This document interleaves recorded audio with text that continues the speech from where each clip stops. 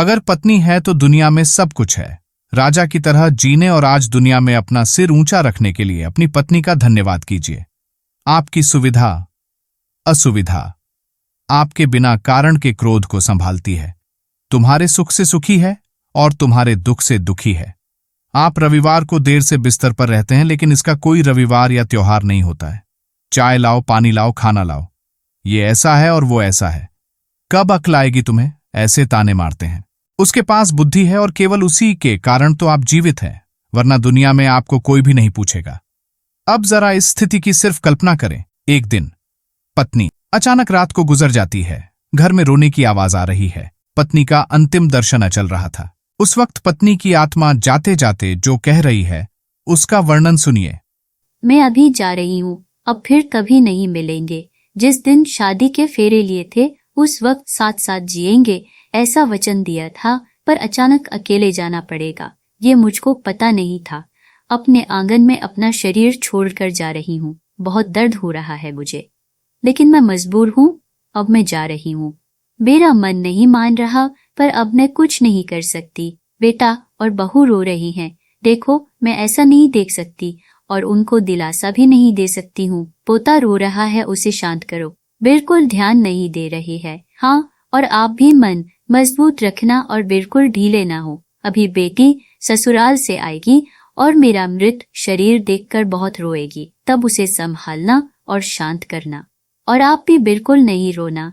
जिसका जन्म हुआ है उसकी मृत्यु निश्चित है। जो भी इस दुनिया में आया है वो यहाँ से ऊपर गया है।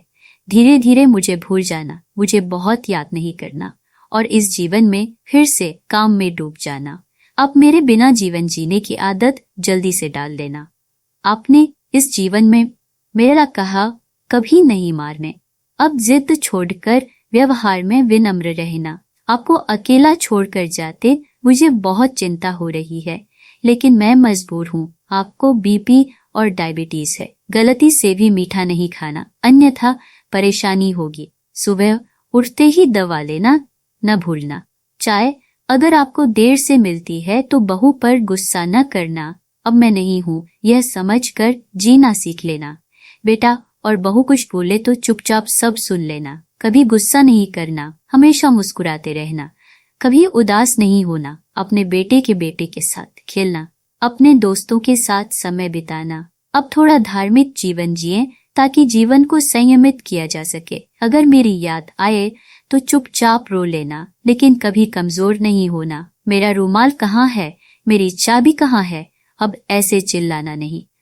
सब कुछ ध्यान से रखने और याद रखने की आदत डालना। सुबह और शाम नियमित रूप से दवा ले लेना। अगर बहू भूल जाए तो सामने से याद कर लेना। जो भी खाने को मिले प्यार से खा लेना और गुस्सा नहीं करना। मेरी अनुपस्थिति खलेगी पर कमजोर नहीं होना। बुढ़ापे की छड़ी भूलना नहीं और धीरे धीरे से चलना। यदि बीमार हो गए और बिस्तर में लेट गए तो किसी को भी सेवा करना पसंद नहीं आएगा। शाम को बिस्तर पर जाने से पहले एक लोटा पानी मांग लेना। प्यास लगे तभी पानी पी लेना। अगर उठना पड़े तो अंधेरे में कुछ लगे नहीं, उसका ध्यान रखना। शादी के बाद हम बहुत प्यार से साथ रहे। परिवार में फूल जैसे बच्चे गिए।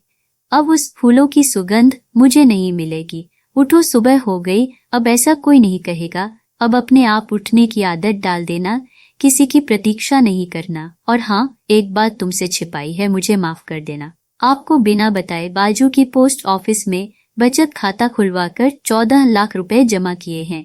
मेरी दादी ने सिखाया था। एक रुपया जमा करके कोने में रख दिया। इसमें से 5 लाख बहू और बेटी को देना और अपने खाते में 4 लाख रखना अपने लिए। भगवान की भक्ति और पूजा करना भूलना नहीं। अब फिर कभी नहीं मिलेंगे। मुझसे कोई भी गलती हुई हो तो मुझे जाने दो, मुझे जाने दो। इस आत्मीय संदेश में पत्नी की भावनाएं और उसकी देखभाल की जिम्मेदारी को दर्शाया गया है, जो उसके जाने के बाद भी परिवार को संभालने का संदेश देती है।